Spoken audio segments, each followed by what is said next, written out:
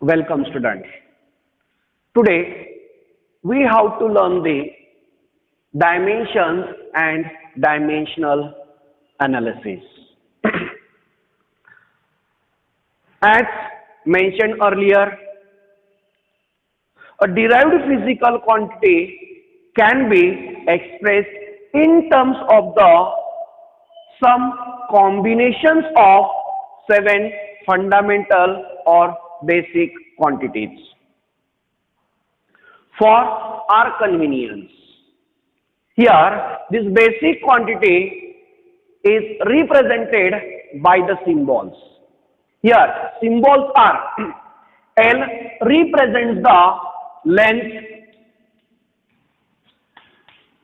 M represents the mass,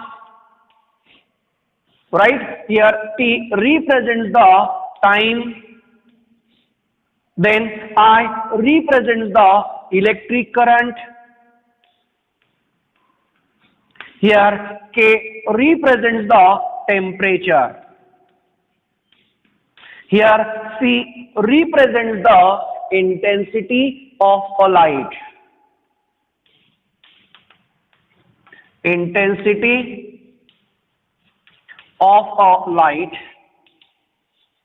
and mole represents the amount of substance or amount of mass. Amount of substance. Right? So this will be the symbols of these fundamental units. That is length, mass, time, current, temperature, intensity of light, amount of substance, for to write down the dimensions. But before that, here we want to see the definition of the dimension. The dimension of a physical quantity are the power to which the concerned fundamental unit must be raised in order to obtain the unit of a given physical quantity. Once the definition of dimension is the dimension of a physical quantity are the powers to which the concerned fundamental units must be raised in order to obtain the units of a given physical quantity. Right? Now this will be the definition of the dimensions. When we represent any derived physical quantity with appropriate powers of the symbols of fundamental quantity, then such an expression called as the dimensional formula. It means that when we write this derived physical quantity in the form of power of fundamental units or fundamental quantity, right, in square bracket, called as the dimensional formula. And again, remember that when we write the dimensional formula, then at that time we want to use the square bracket. Right? Now here we want to see the some dimensional formula of a physical quantity. So here we want to see the first one, that is the velocity. That is the dimensional formula of velocity. Dimensional formula. See here, we want to see the first one is velocity. You know the basic formula of the velocity. Velocity is nothing but the displacement upon time. Displacement upon simply time. And here the dimension of the displacement is here. First of here, dimension of velocity v, which is equal to the dimension of the displacement is nothing but the length. So that's why here we write down simply L. And now here time which is representing by only simply capital T, right? Then in combined form, this formula which is written as here in the form of LMT. Here in this one we get L one time, so that's why this will be the L1.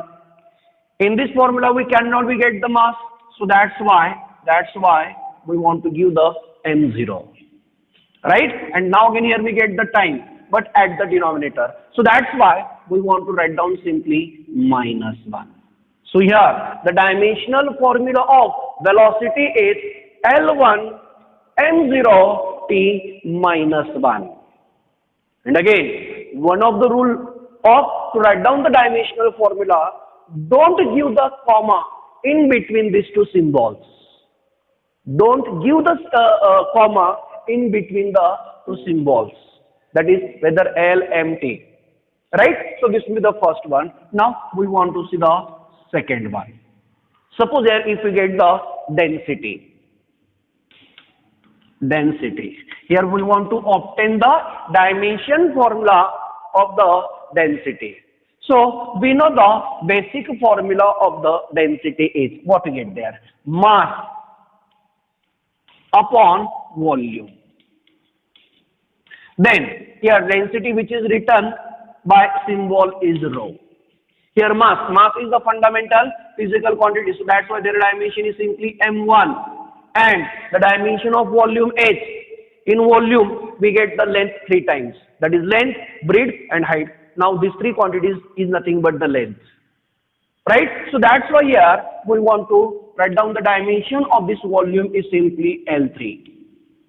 Then we want to write down the dimensional formula for this density is what we get there. Here we get M 1 times, or first of here we want to write down the length.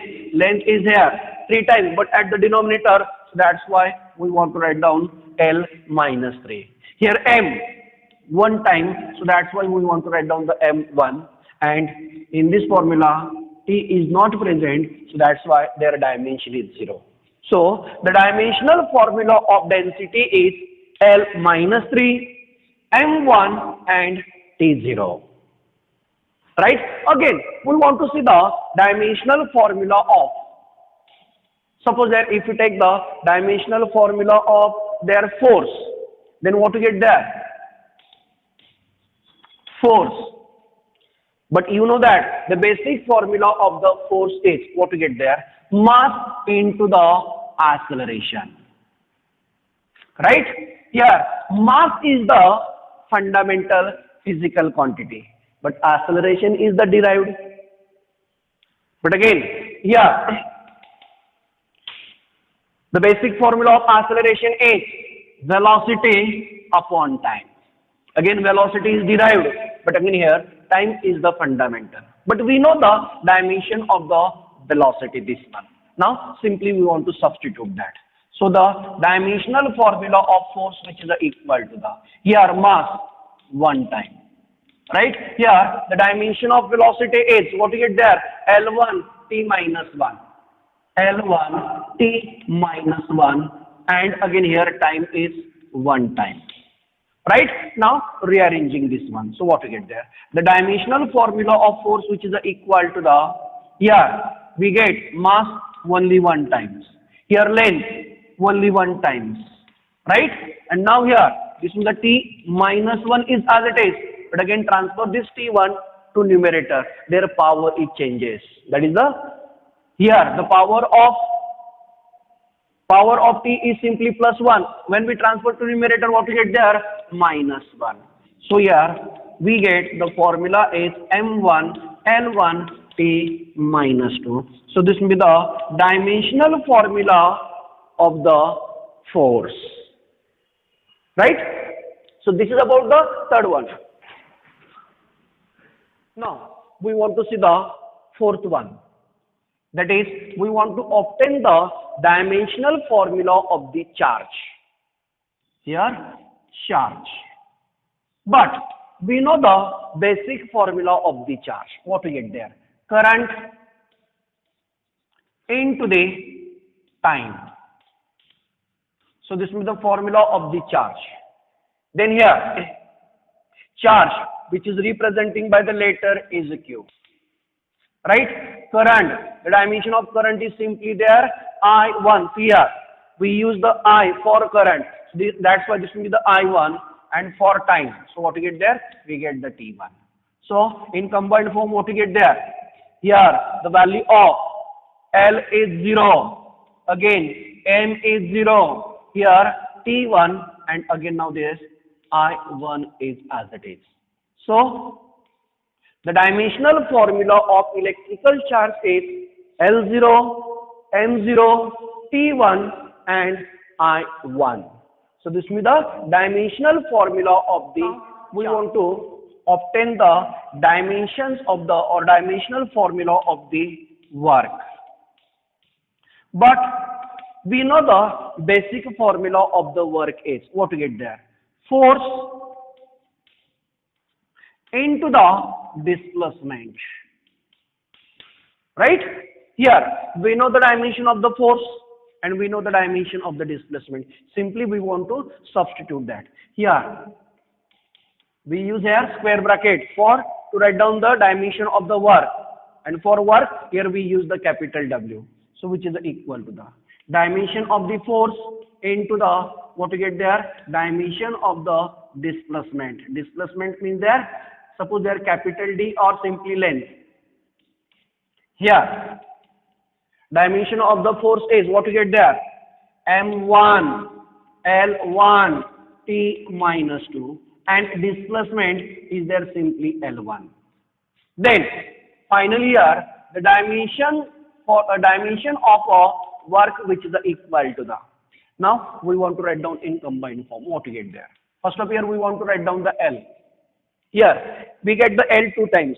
Now this will be the L1, again this will be the L1. Here we want to use the law of indices. If their base is same, then add their powers. Here again we get the L, here also L. So that's why we want to add the powers of this L. That is 1 plus 1 is 2. So that's why here we get the L2. Then mass is only one time. So we want to keep that M is as it is. Then time is, again there we get the 2 times. That is the minus 2 times. So T minus 2. So here the dimensional formula of work is L2 M1 T minus 2 or M1 L2 T minus 2. So this will be the dimensional formula of the work. Now again we want to find out the dimensional formula of whether kinetic energy, potential energy or total energy.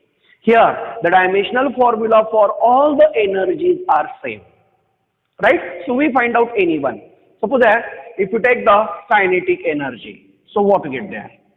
The dimension of kinetic energy. For that, we know the basic formula of the kinetic energy. What to get there? Half of m into the v square. As m represents the mass and v represents the velocity. And now again here, this half is simply constant. In dimensional analysis, we cannot be use the constant. So constant is dimensionless. So that's why avoid this one. So what we get there? Kinetic energy which is equal to the mass into the velocity square. So dimensional formula of kinetic energy which is equal to the, for mass we get the m1. And now velocity, we know the dimension of velocity. What we get there? L1. Then t minus 1, and again this power is as it is. Then here we want to use the law of indices, just like a raised to m raised to n. So what we get there? A raised to mn. It means that we get the product of the two powers. So that's why here again here we want to take the product of these two values. So what we get there? M1 is as it is, right? Then here L1 raised to 2. So what we get there? Simply L2.